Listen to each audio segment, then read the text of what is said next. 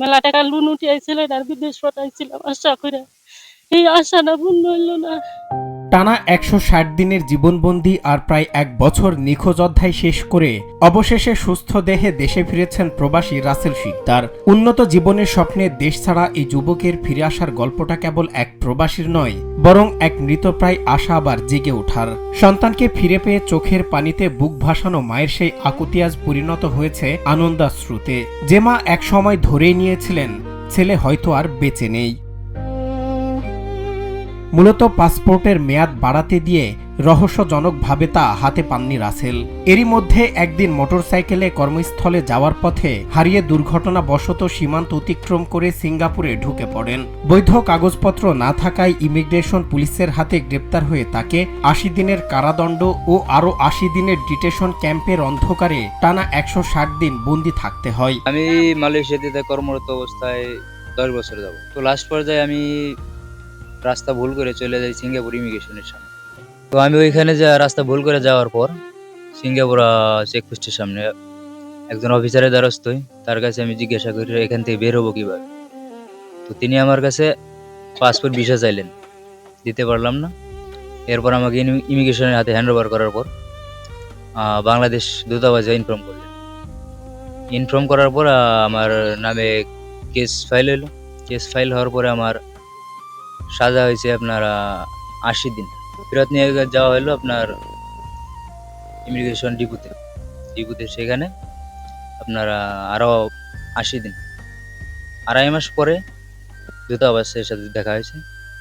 দেখা হওয়ার পরে আমি ঠিকানা দিয়ে দিই। আমার ঠিকানা দিলে তো উনি ওই স্যারটা ইউনোকে ইনফর্ম করে মির্জাপুর উপজেলায়।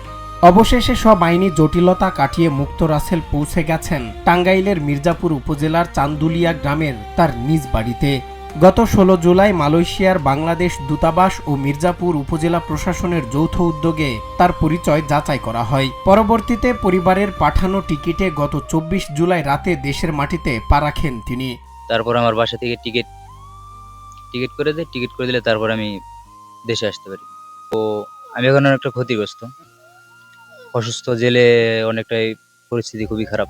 আর্থিকভাবে কোনো দিকে একটু সহযোগিতা করা হয়, সচ্ছলভাবে কোনো একটা ব্যবসা বাণিজ্য করার জন্য কিছু লোন, সরকারিভাবে যদি আমাকে একটা লোন ব্যবস্থা করে দেওয়া হয় তাহলে আমি একটা ব্যবসা বাণিজ্য করতে পারবো। ১ বছরের অজানা আতঙ্ক শেষ করে ছেলেকে ফিরে পেয়ে রাসেলের মা বাবা ও স্বজনদের আনন্দ যেন আর শেষ হচ্ছে না। স্থানীয় প্রশাসন ও দূতাবাসের এমন সময়োপযোগী ও মানবিক পদক্ষেপের কারণে গরিবের সন্তান আবার পরিবারে ফিরতে পেরেছে।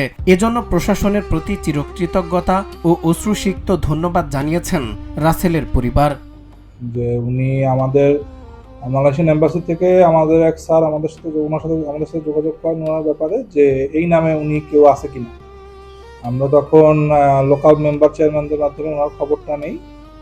তখন যখন আমরা ওনাদের কাছ থেকে খবরটা পেলাম যে উনি পাওয়া গেল, ওনার আব্বা আম্মা আসলেন, তখন আমরা ওনাকে বলি যে আপনারা যদি টিকিট করে দিতে পারেন তাহলে আমরা ওনার কাছে টিকিটটা পৌঁছে দেওয়ার ব্যবস্থা করব।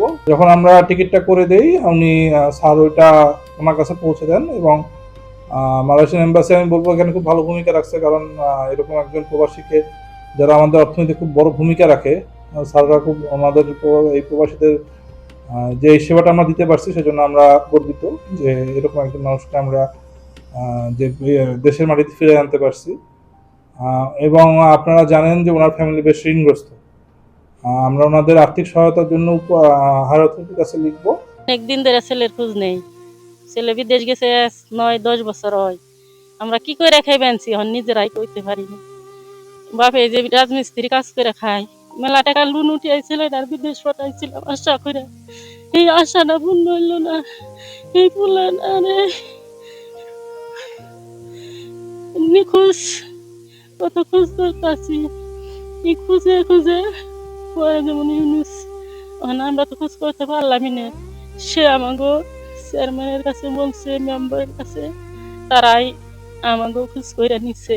নেওয়ার পর আমাকে যখন কইছে যে আপনার ছেলের সন্ধান হয়েছে, তখন আমরা মনে করলাম যে দুনিয়ায় না জানি হপাই আইলে আজকে এরকম মনে হইলো হাসু। পরে বললো যে আপনি এমার্জেন্সি টিকিট কাটবো। হ্যাঁ আমি টিকিট কাটতে পারবো, এখন আমি অনেক টাকা করছি, লোন আনছি 3 জায়গায় থেকে। এই লোনগুলো আমি এখন কেমনে দিব এটার ব্যবস্থা আপনার কাছে আছে। কিন্তু আর কামাই করা হারবার নেই, এখন টাকা পয়সা ওর কাছে দিয়ে আমরা আনলাম। যা কামাই করছে এক কোম্পানি থেকে আরেক কোম্পানি থেকে আরেক কোম্পানি থেকে আরেক কোম্পানি থেকে গেছে, টাকা পয়সা দেয় না, যা দিছে ও খালি খাইছে আর তো চলছি। ওর মা বাপের যে দেওয়ান দিয়েছে না তা দেয় নাই।